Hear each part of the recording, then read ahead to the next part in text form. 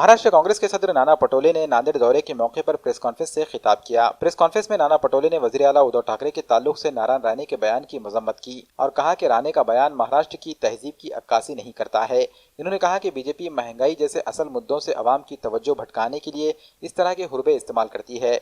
इन्होंने कहा कि तारीख आज़ादी की हकीकत कांग्रेस की जानिब से सामने लाई जाएगी। इन्होंने बीजेपी की जानिब से अपोजिशन की जासूसी कराने जैसे मामलों पर भी तबसरा KIA.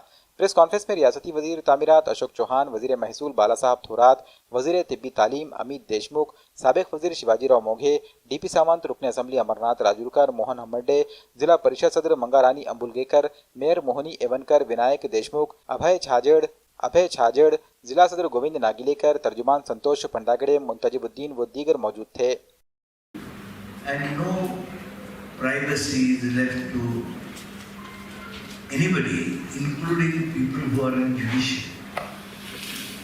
I don't know how Government of India wants the information to come from secretly to them of those security people. आज जे गेल्या 7 वर्षामध्ये पूर्ण देश जे विकायला काढलेला आहे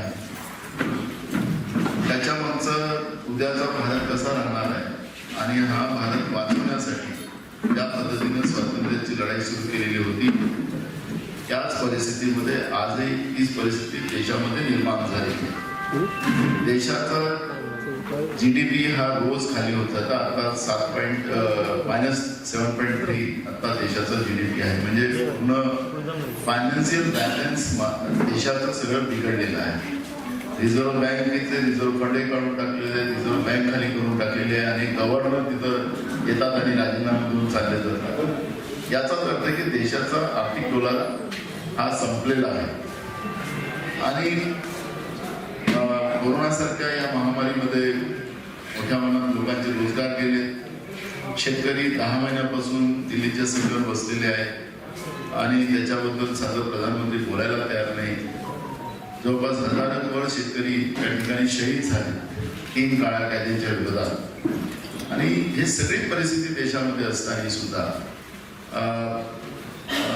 देश ज्या पद्धतीने देशघडीला लावण्याचं काम बीजेपी करते आहे त्याचाही विरोध या कार्यक्रमाच्या माध्यमातून आम्ही करतो आहे। आपला 1947चा तुकडेबंदीचा कायदा आहे आणि त्या कायद्याप्रमाणे 2 एकर जिरायत 2 एकरपेक्षा कमी जिरायत तुम्हाला विकता येत नाही, बागेत 1 एकरपेक्षा कमी 20 गुंठे बागेपेक्षा कमी विक्री करता येत नाही। हा आपला 1947चाच कायदा आहे। त्याच्या अंमलबजावणी तुकडेबंदी कायदा आपण नंतर तुकडे जोड करण्याचा प्रयत्न मधल्या काळामध्ये केला होता। याच्यात 2018 मध्ये एक निर्णय घेण्यात आला की ज्या शहरांच्या अवास्तव वाढी होत असतात आणि त्या वाढीमध्ये तिथे कोणी लेआउट करत नाही किंवा येणे करत नाही आणि ते अवास्तव वाढी तुम्हाला सगळ्या शहरात होत्या दिसतात, त्याला निर्बंध घालण्याकरता म्हणून काही अंतर ठेवून तुम्हाला तिथे व्यवहार करत असताना एक तर लेआउट केला पाहिजे किंवा तुम्ही त्या प्लॉटला मंजुरी घेतली पाहिजे कंपनीची, अशा प्रकारचे निर्णय झालेला आहे। तो 2017-18 मध्ये झालेला आहे। आता ह्या सगळ्या बाबतीत हायकोर्टामध्ये एक रिट झाला आणि त्या रिट मध्ये असं निदर्शन आलं की या कायद्याचं योग्य पालन होत नाही, या निर्णयाचं योग्य पालन होत नाही असं निदर्शन आणून दिलं त्या पिटिशनरनी आणि हायकोर्टाने निर्णय दिला की हे याचं पालन झालं पाहिजे आणि म्हणून हायकोर्टाने निर्देश दिल्या पद्धतीने आम्हाला खाली पत्र द्यावं लागली आणि त्याचं पालन सुरू झालं। तर आमच्या निदर्शनाला आलं आहे की यामध्ये काही अडचणी निश्चितपणे आहेत, त्याचा अभ्यास आमची एक टीम करते आहे आणि त्याच्यामध्ये काही बदल आम्हाला काळान्वये काही बदल करणं आवश्यक आम्हाला वाटतं, ते बदल आम्ही लवकरच करू।